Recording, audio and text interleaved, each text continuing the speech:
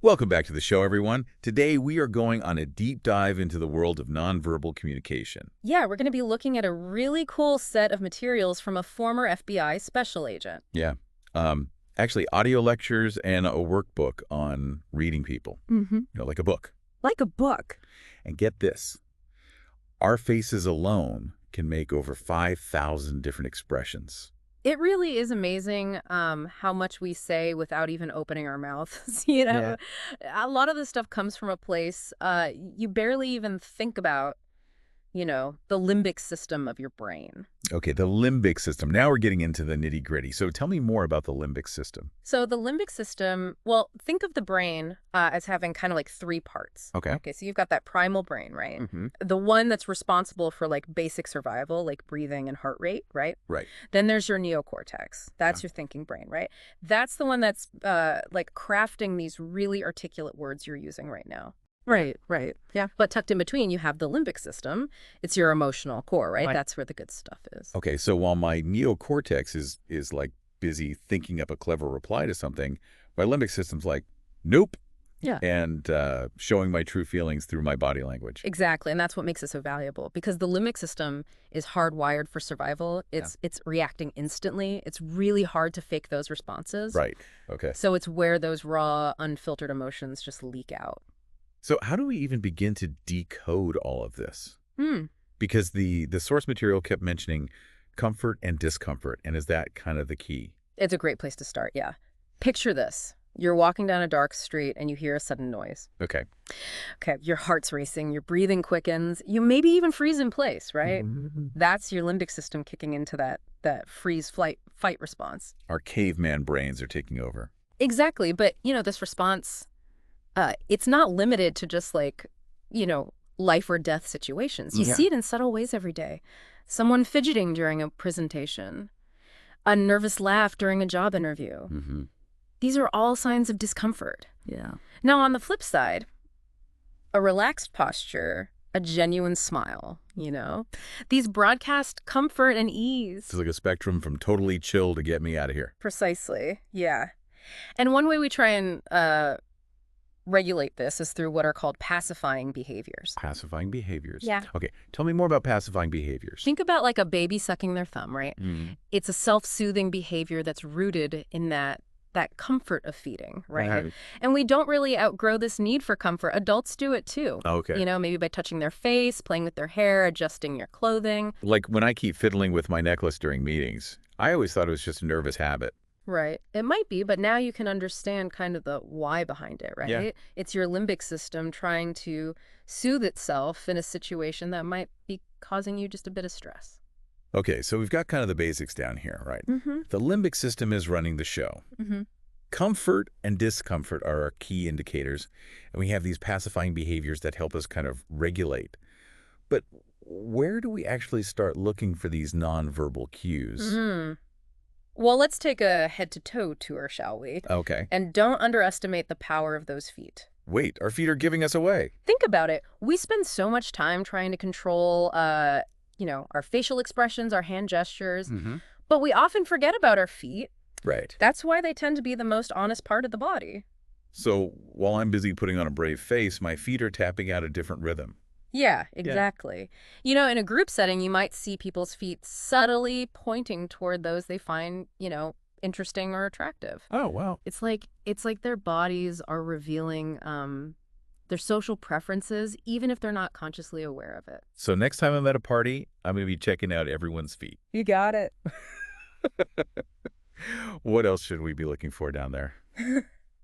So crossed legs can often indicate comfort and relaxation, especially if the posture is loose and open. Mm-hmm. But what I like to call barrier legs, where someone uses their leg to create a kind of shield, right? Okay. Might signal uneasiness. It's like their body's trying to put up a physical barrier, right? Interesting. And keep an eye on how people walk together. You mean like, are they in sync or not? Exactly. Yeah. Synchronous walking, where two people are in step with each other, Right. often indicates this kind of, rapport and connection, right? Yeah. It's like they're literally on the same wavelength. Right. Okay. Mismatched paces, on the other hand, can suggest tension or discomfort. I'm starting to realize I haven't been paying nearly enough attention to people's legs and feet. And don't forget about stance, right? Yeah. How someone stands can reveal a lot about their confidence and even their perceived status. A wide stance with their feet apart, like, often projects dominance and authority. It's like they're claiming their territory. A more closed stance with the feet close together might suggest insecurity or submissiveness. So if I want to project confidence in a meeting, I should make sure I'm standing with my feet firmly planted. It's certainly worth trying. Remember, nonverbal communication is all about sending these signals, right? Right. And receiving them. By understanding these signals, you can become a more effective communicator yourself. Now, let's move up the body a bit Okay. and explore the fascinating world of hips and torsos. Okay, this is where things get really interesting, right? Right? I've heard so much about nonverbal cues associated with attraction and dominance. What can you tell us about that? Well, think about how we move on the dance floor, Yeah. The hips, right? They play a key role in expressing rhythm and sensuality, right? Yeah.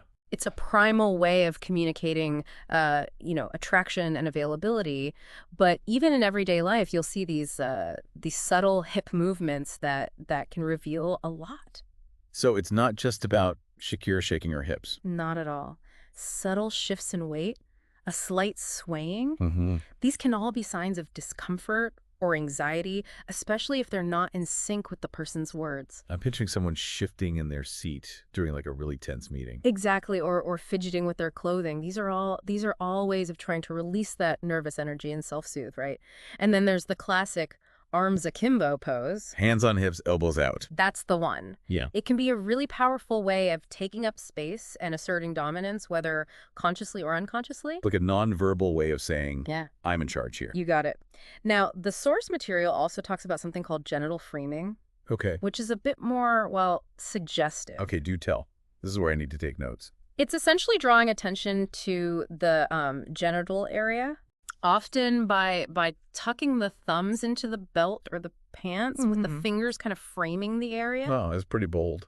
It can be, but it's not always a conscious act of seduction, right? Right. Sometimes it's simply a subconscious way of expressing confidence or even just pacifying anxiety.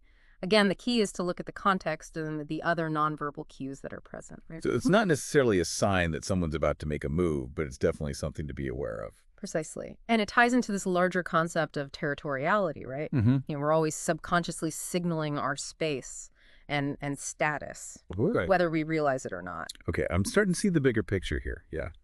So beyond those hips, what about the torso itself? Because I know clothes and posture play a big role, right? Absolutely. You can think of the torso as kind of like a billboard, right? Okay. That's advertising our social status and confidence. A straight back can convey confidence and authority, while slouching might suggest insecurity or submissiveness. And it's not just about posture. Right. The way we adorn our torsos speaks volumes as well. It's true. I mean, from designer labels to tattoos, we're constantly using our clothing and accessories to signal something about ourselves. Exactly. And here's an interesting tidbit from the research. Studies have shown that people are perceived as more honest and trustworthy Right. when their torsos are visible. Really? So if someone's hiding their hands in their pockets or crossing their arms defensively, that makes us subconsciously question their trustworthiness. It's certainly a possibility. Our limbic brains, right? They're wired to Yeah. be wary of hidden things. It triggers that primal sense of what are they hiding, Yeah. That makes sense. Like our caveman brains haven't quite caught up to modern society. Right. Now, speaking of crossed arms, I always heard that's a sign of being closed off, defensive. Mm-hmm. Is that always true? Not necessarily. It can also be a sign of comfort, especially if the grip is loose and the person is leaning back in a relaxed posture. Okay. Again, pay attention to the overall context and the other nonverbal cues. So crossed arms don't automatically equal stay away. It's just one piece of the puzzle. Exactly. And it ties into these fascinating concepts of ventral fronting and ventral denial. Okay, I'm intrigued. Tell me more about those. So think about how animals in the wild will expose their vulnerable bellies as a sign of submission or trust. Right. We do something similar with our torsos. Okay. Ventral fronting is when we turn our torsos towards someone, kind of exposing our front side. It's a sign of openness, engagement. Like we're literally opening ourselves up to them. Precisely. Ventral denial, on the other hand, is when we turn away, shielding our front. Think about crossing your arms or angling your body away from someone. So if I'm trying to build rapport with someone, I should make sure I'm facing them directly and keeping my torso open. It's a good starting point, yeah. Uh, It signals that you're engaged, that you're approachable. But remember, there are many layers to nonverbal communication, right? Right. Let's not forget about those often overlooked shoulders. They can reveal a lot about someone's confidence and their emotional state. Okay, I'm all ears. What can you tell us about shoulders? Well, for starters, raised shoulders, especially when combined with a tucked-in chin, Okay. can signal insecurity or anxiety. It's like the body's trying to make itself smaller, almost as if to say, "Don't notice me." Right. Interesting. So it's like the opposite of that power pose we were talking about earlier. Exactly. And keep an eye on those shrugs, right? Okay. A single shoulder shrug can be a sign of, uncertainty or lack of commitment, Mm-hmm. while a double shoulder shrug is generally seen as more genuine. It makes sense. It's like the single shrug is a way of hedging your bets, while the double shrug is like a full body, I don't know. You got it. And speaking of expressions, let's move on to those amazingly versatile arms and hands, shall we? This is where things get really expressive. Hands can communicate so much, from really delicate nuances to big, bold statements. Where do we even begin? One fundamental distinction is between palm down and palm up gestures. Think about how, like, a parent might use a palm down gesture to calm a child or assert their authority, right? Right. It's a forceful, commanding gesture. Palm up gestures, on the other hand, are often seen as more submissive or pleading. Like when you're asking for a favor. Exactly. Right. It conveys a sense of openness, vulnerability. And when it comes to touch, full palm contact is generally associated with warmth and affection, while touching with just the fingertips can suggest hesitation or distance. So if someone gives me like a fingertip hug, they might not be as enthusiastic as they're pretending to be. It's worth considering. Now, here's a fascinating one. Hidden hands. Have you ever noticed how uncomfortable it can be to talk to someone who keeps their hands in their pockets? Oh, absolutely. Makes me wonder what they're hiding. Well, from an evolutionary standpoint, right? Hidden hands, they signal a potential threat. We can't see what the person's holding. Right. So our limbic brains just go on high alert. It triggers that fight or flight. Precisely. Even in everyday situations, hidden hands can create this sense of distrust or unease, right? Yeah. It's like we're missing a piece of the puzzle. Okay, that makes sense. So if I want to build trust with someone, I should keep my hands visible. It's a good rule of thumb. Now, on the other end of the spectrum, you have what's called steepling, Okay. which is a classic display of confidence and authority. This is when someone brings their fingertips together, palms apart, Mm-hmm. creating kind of this steeple shape. I've seen CEOs and politicians do this all the time. Right. It's a powerful way of projecting this image of being in control, knowing what you're talking about. Contrast that with interlaced fingers with hidden thumbs, which often signals insecurity or anxiety. It's like the person is trying to hold themselves together. So it's like the nonverbal equivalent of biting your nails. So, in a way, yes. And then there are pop thumbs, where the thumbs are sticking up from the interlaced fingers, right? Okay. Which often indicates enthusiasm or excitement. Okay, I'm going to be watching for that one. Yeah. Now, what about handshakes? They seem so simple, but I know there's a lot more to them than meets the eye. You're right. Handshakes are fascinating because they're, so culturally influenced, right? Mm-hmm. What might be considered a firm handshake in one culture could be seen as aggressive in another, right? Right. The key is to kind of mirror the other person's grip and style as closely as possible. So it's all about finding that sweet spot between being too firm and too limp. Exactly. Yeah. A well-executed handshake can convey confidence, respect, and a willingness to connect. And on that note, there's one type of handshake you should definitely avoid: the politician's handshake. You mean where you cover the other person's hand with your free hand? That's the one. It's often perceived as insincere and patronizing. It's like you're trying too hard to appear warm and friendly. Okay, noted. I'll be sticking to the classic handshake from now on. And speaking of classic expressions, let's move on to the most expressive part of the body, Mm. the face. I feel like we could spend hours just talking about facial expressions. We could. The face is incredibly complex, capable of conveying a vast range of emotions. But let's start with the often overlooked forehead, which is a great barometer for stress and anxiety. Yeah, I've definitely noticed like how tension can show up in the forehead without us even realizing it. Those wrinkles and furrows are telltale signs. Yeah. Our facial muscles, they react instinctively to stress. So even if someone is trying to maintain a calm demeanor, their forehead might betray their true feelings. It's like a secret window into their inner world. Exactly. And speaking of windows, let's move on to those all-important eyes. Okay. They say the eyes are the windows to the soul, and for good reason. Okay, I'm ready to dive into the world of eye contact and all its nuances. What should we be looking for? Mm. Okay, let's talk eyes. So much can be conveyed through like a simple glance or a stare, Yeah. or even a blink. Right. It's almost like a secret language we're all speaking without even realizing it. You're right. The eyes really are fascinating. One of the most obvious signs of discomfort is eye blocking. Think about a time when you heard something you really didn't like. Okay. What did you do? You probably blinked rapidly, you looked away, maybe you even covered your eyes with your hand. Right. It's like we're instinctively trying to shield ourselves from something unpleasant. Exactly. And it's not just about unpleasant things either. Eye blocking can also happen when someone feels, overwhelmed or stressed, Mhm. or even attracted to someone. It's their limbic system, again, trying to regulate that input, Right. like turning down the volume on a loud noise. Okay, so eye blocking isn't always a bad thing. It just means something's going on. What about pupil dilation? I've always heard that our pupils get bigger when we see something that we like. That's true. It's a subconscious response triggered by your autonomic nervous system. When we see something appealing, whether it's a beautiful sunset or an attractive person, our pupils dilate to let in more light and enhance our visual perception. And conversely, our pupils constrict when we see something threatening or unpleasant.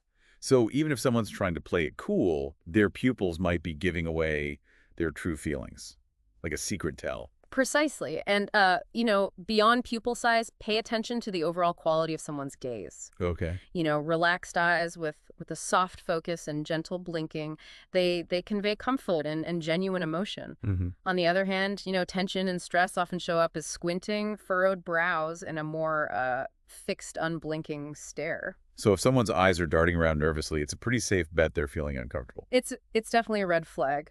It could mean they're feeling, anxious, insecure, or even deceptive. Yeah. Okay. But remember, those nonverbal cues rarely lie. Right. One of the most endearing eye behaviors, in my opinion, is the eyebrow flash. That quick raising of the eyebrows you do when you see someone that you recognize. Exactly. It's a universal sign of recognition and positive feeling. Mhm. It's a way of saying, I see you and I'm happy about it. It's like a nonverbal hello. I've noticed that I do it all the time, especially when I see someone I haven't seen in a while. It's like a spontaneous burst of joy.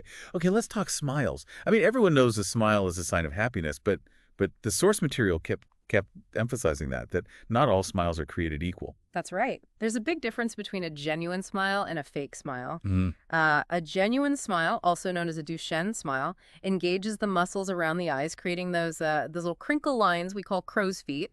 Mhm. It's a full face expression of joy and warmth. So if someone's smiling, but their eyes look kind of cold and lifeless, it's probably a fake smile. Exactly. It's a way of masking their true feelings. Right. Could be a polite smile, a nervous smile, or even a manipulative smile. The key is to look for those telltale crinkles around the eyes. I'm going to be studying everyone's smiles from now on, trying to spot those genuine expressions of joy. You got it.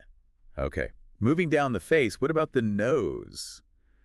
I wouldn't think the nose would be that expressive, but the source material had a lot to say about it.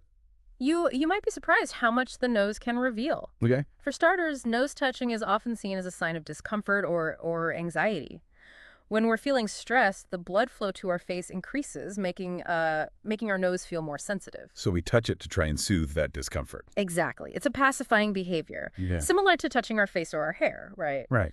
It's a way of self-soothing in a stressful situation. But keep in mind, nose touching isn't always a sign of deception. Both honest and dishonest individuals might exhibit this behavior when they're, under pressure.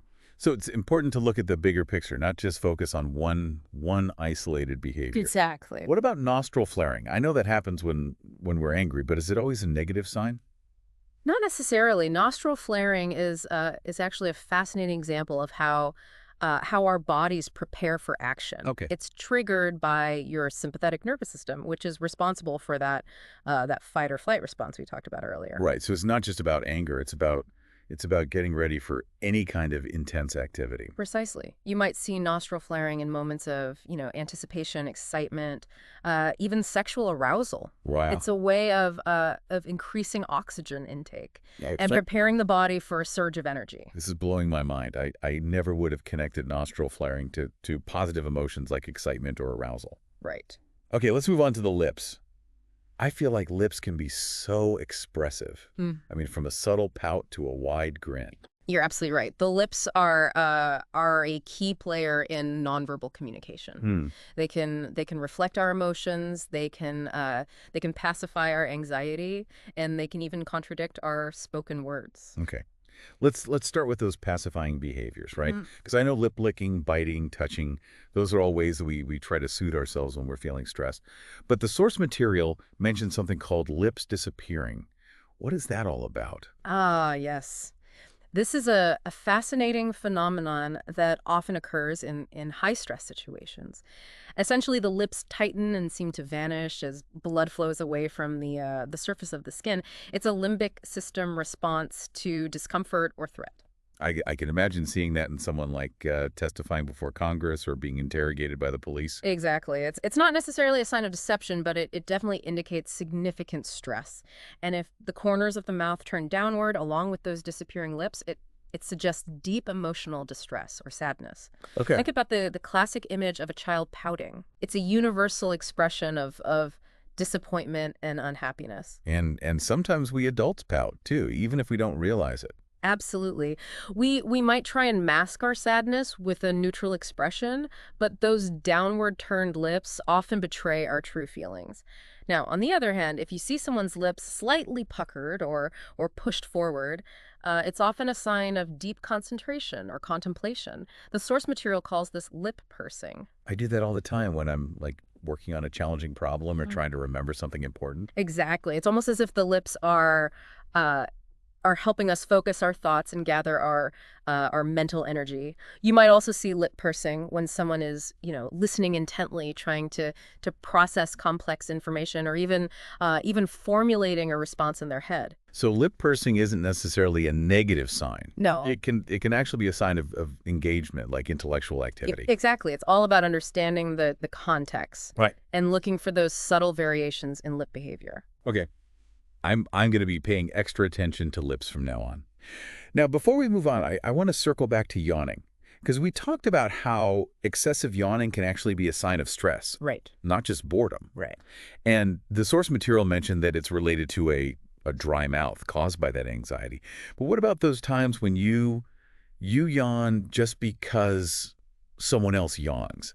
Is that contagious yawning? Is that just a myth? It's not a myth at all. Contagious yawning is a real phenomenon, and it's actually quite fascinating. Okay. Researchers believe it's linked to empathy and social bonding. So when we yawn, because someone else yawns, it's a way of showing that we're connected to them. Precisely. It's a subconscious way of mirroring their behavior and signaling that we're on the same wavelength. Studies have shown that people who are more empathetic are more likely to yawn contagiously. That's amazing. So it's like a nonverbal way of saying, I feel you. Exactly. And it's not just limited to humans either. Contagious yawning has been observed in other primates, like chimpanzees and bonobos, suggesting that it's an ancient behavior, Wow. which Okay. with deep evolutionary roots. This is blowing my mind. I never realized there was so much going on behind a simple yawn. Right. Okay. Now, shifting our focus down a bit, let's talk about the chin and the jaw. These are often overlooked areas, but they can provide valuable insights into someone's emotional state and their level of confidence. Right. Okay, I'm ready to learn. What can you tell us about chin and jaw behavior? Well, as we touched on earlier, chin touching is often associated with thoughtfulness or pensiveness. It's that classic the thinker pose Right. where someone rests their chin on their hand, lost in contemplation. But the jaw itself can also be quite expressive. In what way? Well, when we're feeling stressed or anxious, our jaw muscles tend to tighten up. You might see someone clenching their jaw, grinding their teeth, or even rubbing their jaw with their hand. These are all ways of trying to release that tension and pacify those anxious It's feelings. like those jaw muscles become like a pressure valve for our stress. Exactly. And it's not always a conscious behavior. Someone might be completely unaware that they're clenching their jaw until someone points it out to them. Right. So if you see someone exhibiting those jaw-related behaviors, it's a good indication that they might be feeling stressed or uncomfortable. Okay. I got to be paying closer attention to jaws from now on. Yeah. Now, what about the chin itself? I know we talked earlier about how a jutting chin can signal confidence, Hmm. while a tucked-in chin might suggest insecurity. Right. But are there any other nuances to chin behavior that we should be aware of? Well, one thing to watch for is chin thrusting. This is when someone juts their chin forward in a quick assertive movement. Okay. It's often a sign of aggression or dominance, like a nonverbal way of saying back off. So like the human equivalent of a dog baring its teeth. Exactly. Yeah. It's a primal way of asserting dominance and establishing boundaries. You might see this behavior in competitive situations, arguments, or even just everyday interactions where someone's feeling, threatened or challenged. It's all so fascinating. I feel like I'm seeing the world in a whole new light. Now, before we wrap up our deep dive into nonverbal communication, I want to circle back to something you said earlier about how there's no single behavior that screams liar or truth teller. Right. It's all about looking for those clusters of cues, Right. understanding the context, Right. and considering the person's baseline behavior. That's absolutely right. Nonverbal communication is a complex and nuanced language, and there are always exceptions to the rule. But by learning to read these subtle signals, we can gain valuable insights into people's true feelings and intentions. We can become more effective communicators, build stronger relationships, and navigate social situations with greater ease and confidence. I couldn't agree more. I feel like I've been given a superpower. I'm going to be observing everyone's body language from now on, Yeah. trying to decode their secret messages. Remember, it's a journey, not a destination. Right. The more you observe, the more you'll learn. And the most important thing is to approach nonverbal communication with curiosity and an open mind. Don't jump to conclusions or make assumptions based on isolated behaviors. Instead, try to see the whole picture, the entire symphony of nonverbal cues. Excellent advice. I'm excited to put my newfound knowledge into practice. I think one thing that really stood out to me in the source material was the emphasis on lips. Lips, huh? Okay. I mean, we touched on it a bit earlier, talking about pacifying behaviors, but what else is there? Well, it's amazing how much they can reveal. The way someone holds their lips, it can be a dead giveaway for how they're feeling. Okay, so like full, relaxed lips, good sign, right? Exactly. Comfort, ease, openness, you name it. But then when things get tense, the lips kind of disappear, right? Like we were talking about earlier. Exactly. Tighten up, thin out, vanish, all signs of stress or anxiety. Like they're holding back almost. Yeah, it's like trying to control those emotions, keep a lid on things. So what about when the lips are really pressed together, like really tight? That can be frustration, disagreement, even anger. Think about it, like someone in a negotiation, Okay, yeah. holding back a strong objection, feeling really resistant. It's like a nonverbal nope. A nope, I like that. And if those lips are pressed together, but the corners of the mouth are like turned down. Sadness, emotional distress, no doubt about it. Think of a pouting child. It's that same basic expression. And we think we outgrow it, but we all do it sometimes, right? Oh, absolutely. Trying to hide that sadness, but those lips give it away every time. Fascinating. So tight lips, bad news generally, but what about when they're kind of puckered or pushed forward a bit? That could do that when I'm like thinking hard. Exactly. That's what the source material calls lip pursing, concentration, contemplation. Okay, so it can actually be a good thing. Often, yeah. Listening intently, processing information, maybe even coming up with a reply. Wow, lips really are more complex than I thought. Before we move on from the face, I got to ask about one more thing. Shoot. Yawning. We talked about how it can be a stress response, right? But what about contagious yawning? Is that like a real thing or just folklore? Oh, it's definitely real. And it actually tells us something pretty amazing about human nature. Okay, I'm intrigued. Researchers think it's tied to empathy, social bonding, all that good stuff. So when I yawn because you yawn, it's like I'm saying, I get you? Yeah, precisely. Yeah. Mirroring, connecting, showing you're on the same wavelength. The more empathetic someone is, the more likely they are to catch a yawn. That is so cool. It's not just humans either. Other primates do it too. Chimps, bonobos, makes you think it goes way back. Wow, never knew a yawn could be so deep. Okay, I think we've squeezed all the juice out of the face for now, right? Let's move down. What about the chin and the jaw? Those always seem kind of, I don't know, static to me. You'd be surprised. Remember, it's all connected. That limbic system is always at work. Right, right. So chin touching, that can be a sign of thoughtfulness, like we talked about. Yeah, classic thinker pose. Exactly. But the jaw itself, that's where you see the stress leak out. Clenching, grinding teeth, rubbing all those little tells. Makes sense, like it's holding all that tension. Yeah, it's a pressure valve, and people don't even realize they're doing it half the time. Wow, okay. What about the chin itself? Like, is there anything more to it than the jutting versus tucked in thing? Keep an eye out for chin thrusting, quick, assertive movement, dominance, aggression, all that. It's like saying, back off, without saying a word. Like a dog baring its teeth. Pretty much. It's that primal instinct, setting those boundaries. So we've gone head to toe, unpacked all these cues. I feel like I've got a whole new set of tools to understand people. The key is, remember, no single behavior's a magic bullet. Right. Clusters, context, baseline, it's all about the big picture. Exactly. But by learning this language, we can really connect with people, communicate more effectively, build those strong relationships. Like a superpower. It is, in a way. Just remember, keep observing, be curious, and always keep an open mind. Great advice. I'm excited to keep learning. Thanks for joining us on this deep dive into nonverbal communication, everyone. And remember, pay attention to those subtle cues. You might be surprised what you discover.